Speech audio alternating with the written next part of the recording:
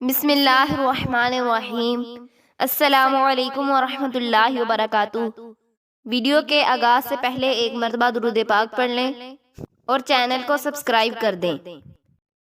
حضور نبی کریم صلی اللہ علیہ وسلم اللہ تعالیٰ سے تعلق و محبت اور اللہ تعالیٰ کے ذکر میں پوری طرح مشغول رہتے تھے۔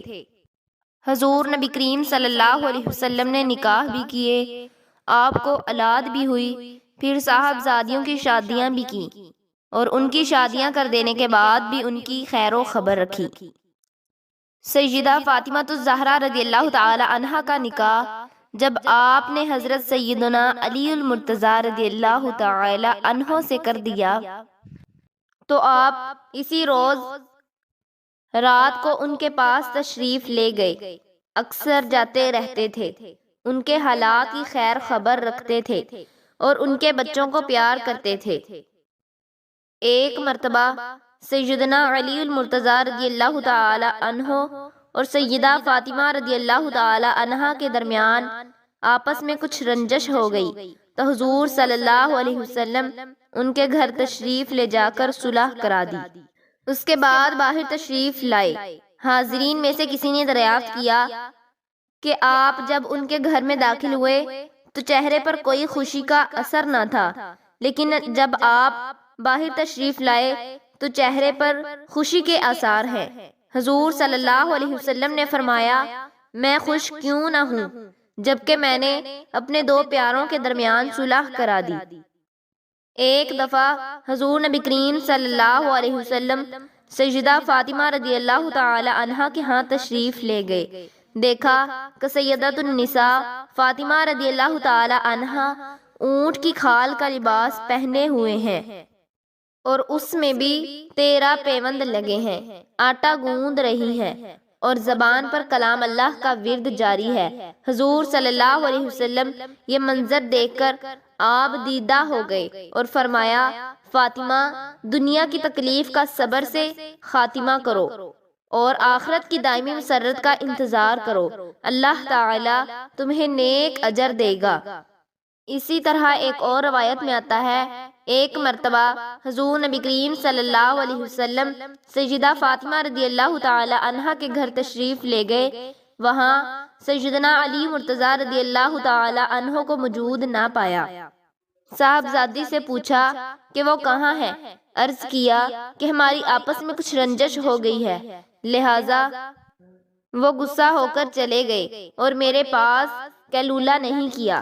حضور نبی کریم صلی اللہ علیہ وسلم نے کسی سے فرمایا کہ دیکھنا وہ کہاں ہے۔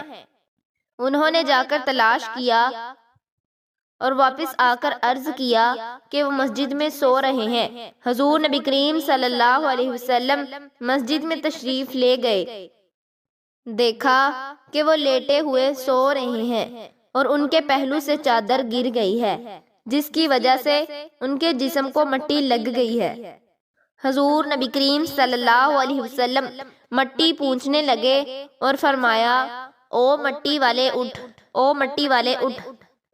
حضور نبی کریم صلی اللہ علیہ وسلم حضرت علی مرتضیٰ رضی اللہ تعالی عنہ کو حضرت سیدہ فاطمہ رضی اللہ تعالی عنہا کے گھر تشریف لے گئے اور ان دونوں کے درمیان صلح کروا دی۔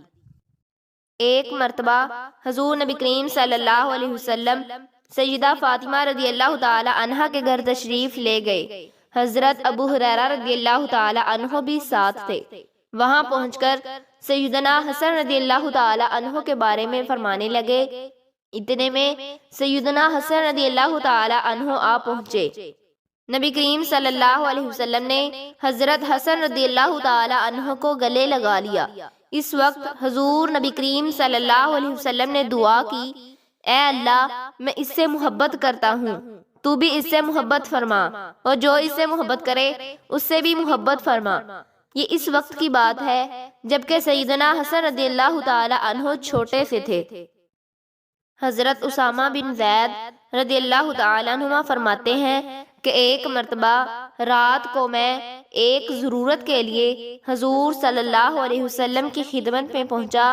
آپ صلی اللہ علیہ وسلم چادر لپٹے ہوئے باہر نکلے۔ چادر میں کچھ محسوس ہوتا تھا۔ میں نے جب اپنی ضرورت پوری کر لی تو عرض کیا یا رسول اللہ صلی اللہ علیہ وسلم یہ کیا ہے جسے آپ لپیٹے ہوئے ہیں؟ آپ نے چادر کھول دی تو میں نے دیکھا کہ آپ کے ایک کونے پر حضرت حسن رضی اللہ تعالی عنہ اور دوسرے کونے پر حضرت حسین رضی اللہ تعالی عنہ ہے۔ آپ نے اس وقت فرمایا کہ یہ میری اولاد ہیں اور میری صاحبزادیاں کی اولاد ہیں۔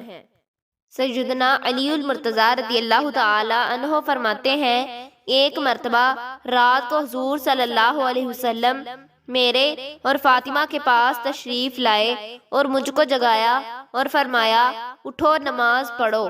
میں آنکھیں ملتا ہوا بیٹھ گیا اور عرض کیا کہ اللہ کی قسم جتنی نماز ہمارے مقدر میں ہے وہی تو ہم پڑھیں گے، ہماری جانیں اللہ تعالیٰ کے قبضے میں ہے، جب اللہ تعالیٰ ہم کو بیدار فرمانا چاہتا ہے بیدار فرما دیتا ہے۔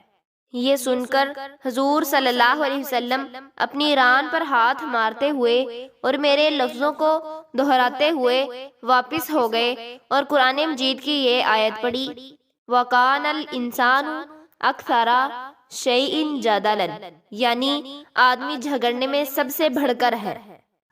آخر میں میری اللہ تعالیٰ سے دعا ہے کہ اللہ تعالیٰ ہمیں حضور صلی اللہ علیہ وسلم اور سیدہ فاطمہ رضی اللہ تعالیٰ عنہ کی سیرت پر عمل کرنے کی توفیق عطا فرمائے۔ ویڈیو پسند آنے پر لائک اور شیئر ضرور کر دیجیے گا اور چینل کو سبسکرائب کر دیجیے گا۔ اللہ حافظ۔